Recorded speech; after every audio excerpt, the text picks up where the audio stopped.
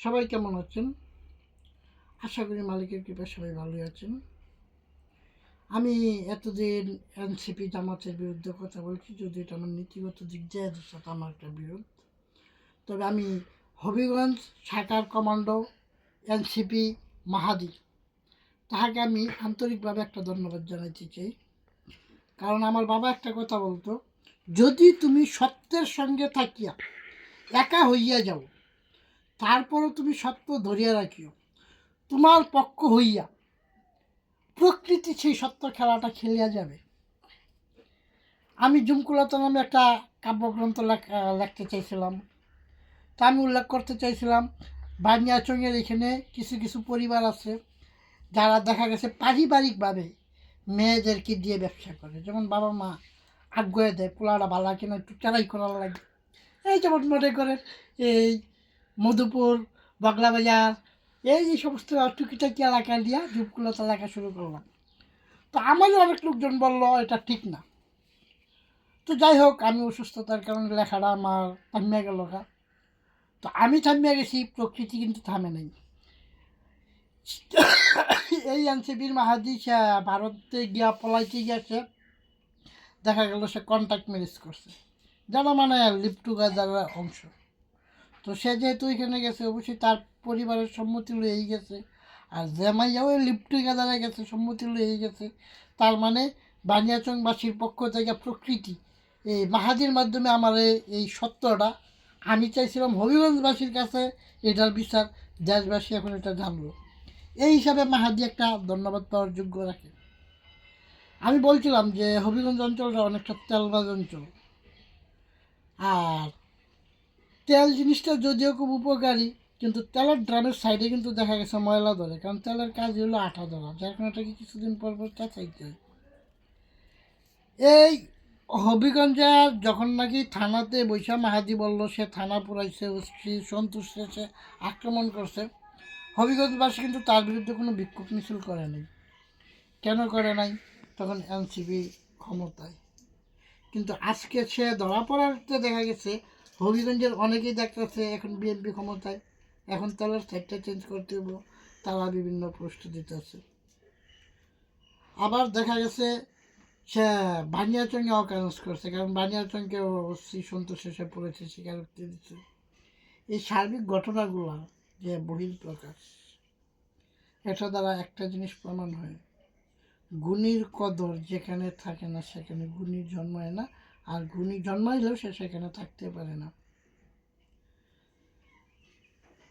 দেশের অর্থনীতিবিদ S M Kibria তিনি হবিগঞ্জের জন্য কম করেন নাই, কিন্তু দেখা গেল কেন জানি মনে হয় হবিগঞ্জবাসী তার মূল্যায়ন দিতে পারেনি।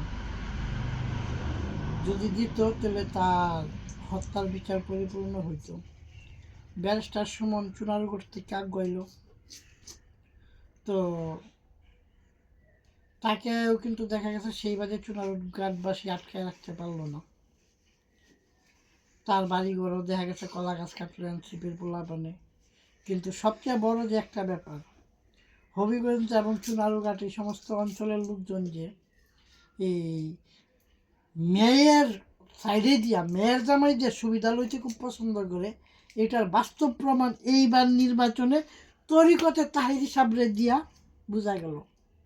কারণ তাহিরি সাহেব উনি কিন্তু ওনার নিজ এলাকায় দাঁড়ান না এতটাই করে আত্মবিশ্বাস নিয়ে, যতটা আত্মবিশ্বাস উনি ওনার শ্বশুর বাড়ির এলাকায় করছেন।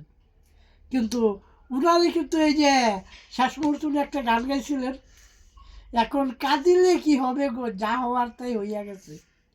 কাজে দেশবাসীর কাছে একটা মেসেজ, এইটা থেকে এক, সত্য তার আপন গতিতে প্রতিষ্ঠিত হয়, আর অতীত থেকে মানুষ শিক্ষা নিয়ে ভবিষ্যৎ গঠন করে।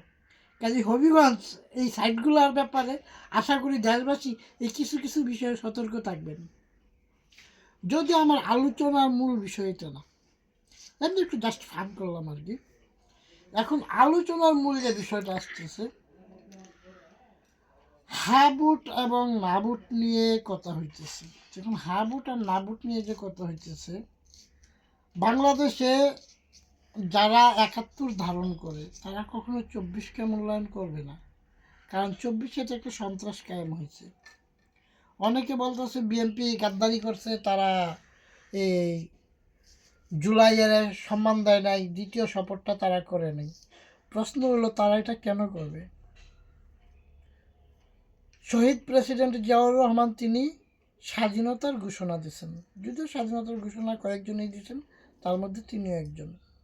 তো তিনি স্বাধীনতার ঘোষণা দিচ্ছেন, তো তার ছেলে যদি এই জুলাই সন্ত্রাসীদের সমর্থন কইরা এখন দ্বিতীয় ইয়েটাতে যায়, শপথে যায়, তাহলে কি তার পিতার সাথে তার বেইমানি হবে না? তার আদর্শের সাথে তার বেইমানি হবে না? এই 24 এবং 26-এ বাংলাদেশের মানুষরা একটা জিনিস শিক্ষা দিচ্ছে খুব ভালো, সেটা হলো কি, দাড়ি টুপি জুব্বা জামাতি ইসলাম এটা আসলে ইসলামী একটা ব্যবসা।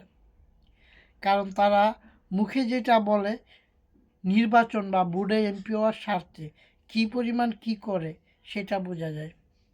তবে যাই হোক, আমি কোনো রাজনৈতিক দল করি না, তবে বর্তমান সরকারের কাছে আমার একটাই আবেদন থাকবে, দেশে এত এত মব হয়েছে, ধর্ম অবমাননার কারণে অনেক হিন্দুর রক্ত গেছে। একটা হিন্দু দেখা গেছে একটা কিছু করলে তার বাড়িতে আক্রমণ হয়, সে রাসূলের অবমাননা করে। এই জান্নাতি টিকিট বিক্রি, এই জামাত ইসলাম হাইজা গেলে ইসলাম হাইজা যাইব। আমার মনে হয় তরিকতের পক্ষ থেকে সরকারের কাছে একটা আবেদন জানাইয়া যারা যারা নির্বাচনের স্বার্থে ইসলামরে নিয়ে বিদ্রুপ করছে তাদের বিরুদ্ধে ধর্ম অবমাননার মামলা দেওয়াটা খুব প্রয়োজন। তা নাহলে তারা ইসলামকে তামাশা বানায় ফেলাইবে। যদি আমার পক্ষে, আমার কথাতে যদি আপনারা সাধারণ মুসলমানরা সহমত থাকেন তাহলে কমেন্টে জানান। কারণ আমার মনে হয় যারা যারা বলছে ও ইসলাম আইরা যাইব, জামাত ইসলাম আইরা গেলে, তো এখন তো নির্বাচনে বিএনপি ক্ষমতা আছে, ইসলাম কি হাইরা গেছে? তো এই যে ইসলামরে তারা লেবাস পরে তামাশা বানাইলো, কেউ কেউ বলছে যে এই জামাত ইসলামরে ভোট দিলে জান্নাত পাওয়া যাইব। এই যে ইসলামরে এইভাবে যে অবমাননা করলো, এটার একটা সঠিক বিচার হওয়া দরকার।